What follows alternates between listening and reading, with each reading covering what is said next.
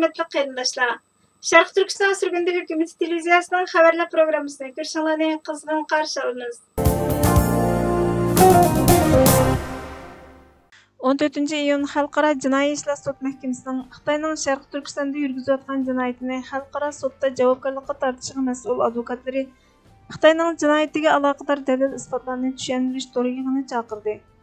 Da'voga mas'ul advokatlar guruhi yangi dalil isbotlarni payshanba kuni Xalqaro jinoiy ishlar sud mahkamasiga topshirgan bo'lib, Xitoyning Uyg'urlarga yurgizayotgan jinoyatining Xalqaro jinoiy ishlar sud mahkamasida jazoga tortilishini maqsad qildi.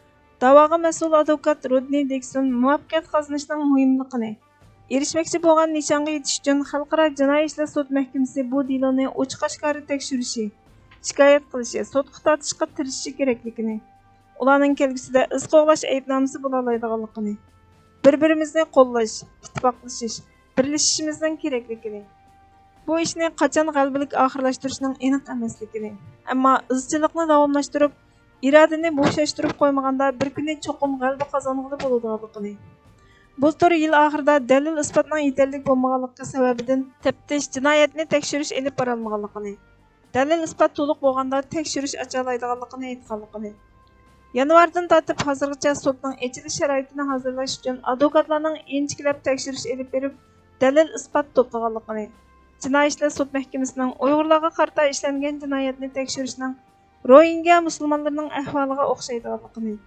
garchi Xitoy xalqaro jinoiy ishlar sud mahkamasiga a'zo bo'lmasa-mu, jinoyatni xalqaro sud mahkamasiga a'zo davlat Tojikiston va Kambodjada ishlaganligi uchun taftish mahkamasining Xitoyning jinoyatini tekshirish va sudlash huquqiga ega ekanligini, bu yangi dalil isbotlarning tarixiy ahamiyatga ega ekanligi, bu jinoyatlarning xalqaro jinoiy ishlar sud mahkamasida tekshirib sudlana oladiganligini, Xitoy doiralarining chegara atlab jinoiy ishlar sud mahkamasiga a'zo davlat Tojikistonga kelib, bu yerda yashayotgan Uyg'urlarning qiyin qistoqqa elib, majburiy Xitoyga qaytarganligini, hozirga qadar yig'ilgan dalil isbotlardan qaraganda necha 10 yillar mobaynida Tojikistonda Uyg'urlarning sonining ozayib ketganligini, 2016 yildan 2018 yilgacha bo'lgan bu aralıqda Tojikistondagi Uyg'urlarning ozayish nisbatining 85% dan 90%gacha yetganligini, Xitoyning Tojikistondan qaytarib kelishda xuddi Yevropa va Avstraliya davlatlaridagi Uyg'urlarning qaytarib kelishda qo'llangan oilasidagilarga telefon qildirish usulini qo'llanganligini,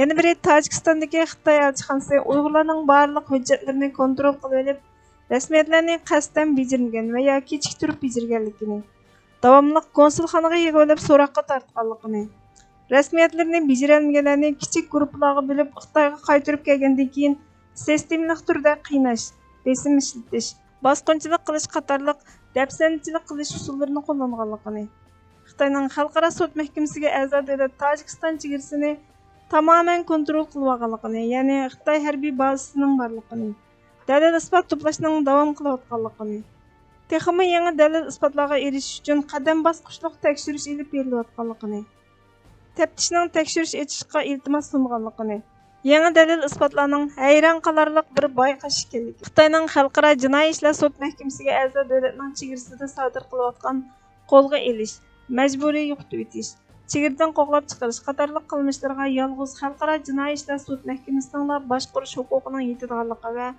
bu harakatlarning Sharq Turkistonda yurgizilayotgan irqiy qirg'inchilikning tunji qadamini tashkil qiladiganligini va butkul jinoyatni boshqarish huquqiga ega qiladiganligini, faktlarning qarlig'ichiga sunilganligini, qarlig'ichining xalqaro jinoiy ishlar sudiga tava joy, ya'ni Tojikistonga berib dalil isbotni to'plab Uyg'ur qatlamiga qarata tekshirishni boshlaydiganligini, keyin jazo e'lon qilib ijro qiladiganligini, Xitoyning buningga hech qanday to'sqinlik qila olmaydiganligini aytdi.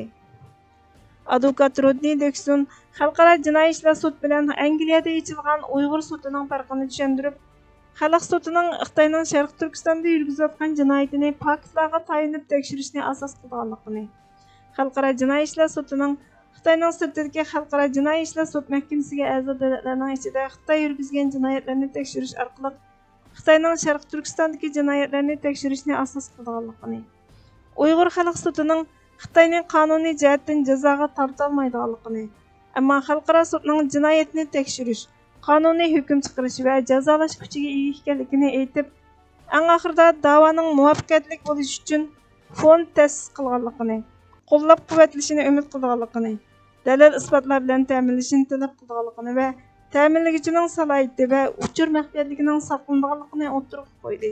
Sharq Turkiston surgundi hukumatining bosh ministri Salih Xudoyor apandi Xalqaro jinoiy ishlar sud mahkamasining Xitoyning jinoyatlariga qarata baldurroq tekshirishni boshlashini, xalqarodagi barliq organ, hukumat, tashkilotlarning Xalqaro jinoiy ishlar sud mahkamasining xizmatlarini qo'llashini, Xitoyning irqiy qirg'inchiligini baldurroq oxirlashtirish uchun yordam qilishini talab qildi. Sharq Turkiston surgundi hukumatining Cumhur raisi G'ulom Osmon apandi advokatlar guruhining dunyoda tashlanib ketgan 21-asrda irqiy qirg'inchilikqa uchrayotgan Sharq Turkiston xalqi uchun qilayotgan bu xizmatining tarixiy ahamiyatga ega ekanligini, buni ta'riflash uchun tilning ojizlik qilganligini, advokatlar guruhiga Sharq Turkiston xalqi nomidan rahmat aytganligini va xalqning qo'llashini talab qilganligini aytdi.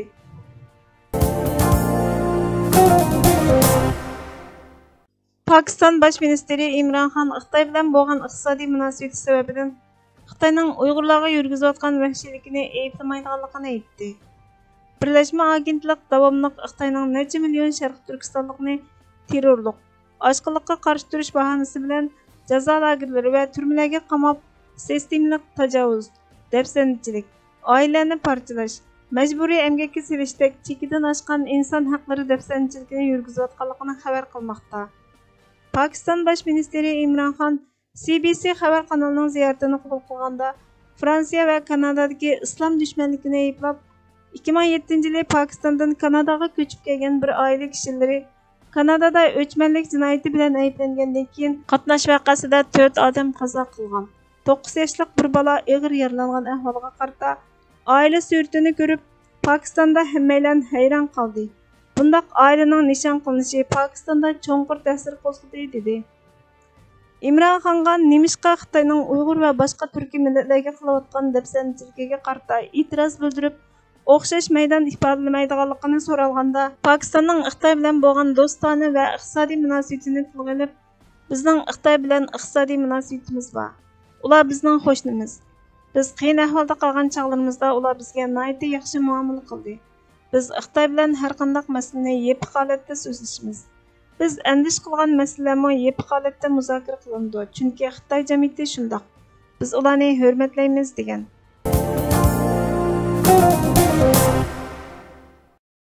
Angliya telegraf shirkatining bu hafta Xitoyning Sharq Turkistondagi chiqayotgan bir masjidining o'rniga oliy darajalik Hilton mehmonxonasini o'z ichiga olgan yangi savdo markazi qurilayotganligi to'g'risidagi dokladdan keyin Amerika Islom munosabati kengashi seshanba kuni Hilton shirkatidan planini bekor qilishni talab qilgan. Amerika Islom munosabati kengashining muavin direktori Edward Ahmed Mitchell Hiltonning Xitoyning Sharq Turkistonda berayotgan irqiy qirg'inchilikqa qarshi aniq pozitsiya bildirish va boshqa dangliq shirkatlarga ulgu bo'lishdek o'zgacha fursati borligini, Hilton cho'qim buni amaldan qoldiradiganligini e'lon qilish orqali tarix sahifasidan o'rin olishi kerakligini, Xitoy Sharq Turkistonda irqiy qirg'inchilikni oxirlashtirguncha Sharq Turkistondagi har qanday harakatni to'xtatish kerakligini aytdi. Bir millatning eng muhim ehtiyoji, qimmatli narsasi mustaqillikdan iborat. Mustaqillik oksigen, suv, nondek muhim. Boshqalarning bo'yin turqi ostida yashashdan o'limni afzal ko'rmagan millat, e'tibori yo'q bir millat. Tirishmagan, o'rganmagan, kurash qilmagan millat asirlikka, xo'rlikqa mahkum. Boshqalar tarafidan chetga qiqilmaslikning birdan bir yo'li mustaqillikdir. Mustaqillikning asosi millatning irodasi va kuchiga bog'liq. Mustaqillikqa kurash qilish orqali yetkazib bo'ladi. Birni tanlash bor, yo mustaqillik, yo o'lim. Hurmatli ko'ruvchilar, xabarlarimizni ko'rganlar uchun ko'p rahmat. Kelar qatimki programmamizda ko'rishguncha Allohga omonat bo'linglar.